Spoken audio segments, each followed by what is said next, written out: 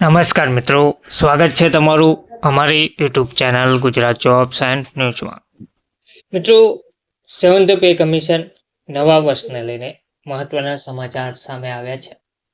ઘણા લાંબા સમયથી જે કર્મચારીઓ પગાર વધારાને લઈને રાહ જોઈ રહ્યા છે તેનો ફરીથી સુખદ અંત આવવા જઈ રહ્યો છે. તે સિવાય કર્મચારીઓ અને પેન્શનરોને ડીએમાં વધારાનો ફાયદો પણ જોવા મળશે.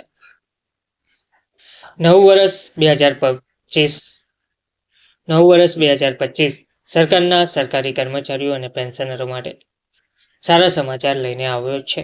વડાપ્રધાન નરેન્દ્ર મોદીના નેતૃત્વ હેઠળની સરકાર જાન્યુઆરી 2025માં મોંઘવારી ભથ્થા ડીએમાં 3% વધારો કરવા જઈ રહ્યું છે. જો આ વધારો થયા પછી કર્મચારીઓનું કુલ મોંઘવારી ભથ્થું વધીને 56% થઈ જશે.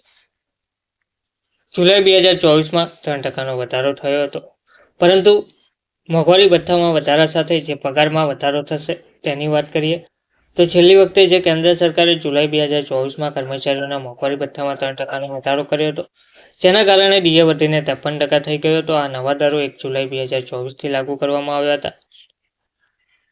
હવે જાન્યુઆરી 2025માં 3%ના સંભવિત વધારા પછી મોંઘવારી ભથ્થું 56% સુધી પહોંચવાની અપેક્ષા છે. એઆઈસીપીઆઈ ઇન્ડેક્સના આધારે વધારો મોંઘવારી ભથ્થાની ગણતરી all India consumer price index એઆઈસીપીઆઈના આધારે કરવામાં આવશે.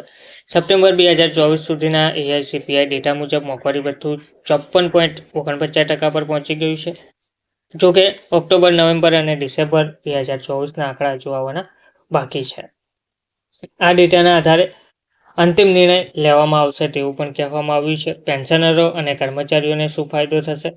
તો મોંઘવારી ભથ્થામાં વધારાથી કેન્દ્ર સરકારના 1 કરોડથી વધુ કર્મચારીઓ અને પેન્શનરોને ફાયદો થશે. જોકે જાન્યુઆરી 2025માં મોંઘવારી ભથ્થામાં થયેલો વધારો તાજેતરના વર્ષોમાં સૌથી ઓછો હોઈ શકે છે. જાહેરાતમાં વિલંબ થઈ શકે છે. આ વધારો જાન્યુઆરી 2025માં લાગુ કરવામાં આવે તેવી શક્યતા છે, પરંતુ તેની સત્તાવાર જાહેરાત માર્ચ 2025 સુધીમાં થઈ શકે છે.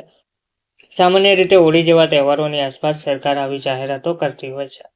મોંઘવારી ભથ્થું શા માટે મહત્વનું છે? તો સરકારી કર્મચારીઓ અને પેન્શનરોને મોંઘવારી ભથ્થું મોંઘવારીની અસરને સંતુલિત કરવા માટે આપવામાં આવે છે. આ ભથ્થું દર 6 મહિને જુલાઈ અને જાન્યુઆરીમાં સુધારવામાં આવે છે. ધન્યવાદ.